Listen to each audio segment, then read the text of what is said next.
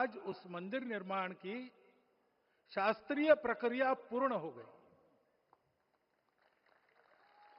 ध्वजारोहण हो गया। राम राज्य का ध्वज जो कभी अयोध्या में फहराता था और संपूर्ण विश्व में अपने आलोक से सुख शांति प्रदान करता था, वो ध्वज आज फिर से नीचे से ऊपर चढ़ता हुआ और अपने शिखर पर विराजमान होता हुआ हमने अपनी आंखों से देखा है, इसी देह में देखा है। ध्वज प्रतीक होता है। इतना ऊंचा ध्वज चढ़ाना कितना समय लगा आप जानते हैं? मंदिर बनने में भी समय लगा। 500 साल छोड़े तो भी 30 साल तो लगे ही।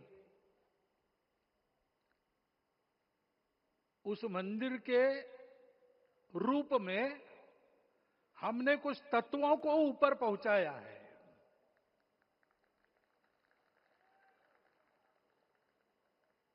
सारा विश्व जिससे ठीक चलेगा, अपने व्यक्तिगत जीवन, पारिवारिक जीवन से लेकर तो सृष्टि जीवन तक सबका जीवन जिससे ठीक चलेगा, वो धर्म, उस धर्म का प्रतीक भगवा रंग, वह इस ध्वज का रंग है। ये धर्म ध्वज है। इस धर्म ध्वज पर रघुकुल का प्रतीक कोविदार वृक्ष है। वैसे रूप देखा जाए तो कचनार जैसे लगता है, और जो खोजी लोग हैं वो खोज कर कह रहे हैं कि मंदार और पारिजात दो वृक्षों का एक तरह से संकर है। दोनों वृक्षों के गुण, ये दोनों वृक्ष देव वृक्ष कहलाते हैं।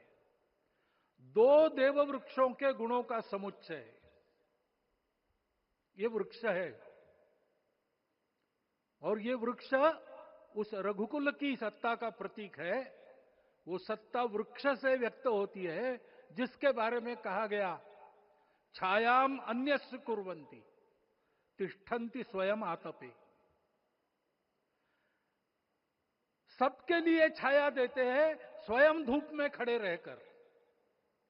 फलान्यपि परार्थाय, फल स्वयं उगाते हैं, दूसरों के लिए बांट देते हैं।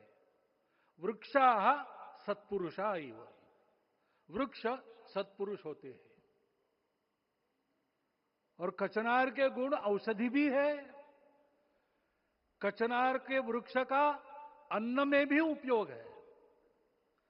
सब प्रकार से उपयोगी इस वृक्ष का प्रतीक हमने लगाया है।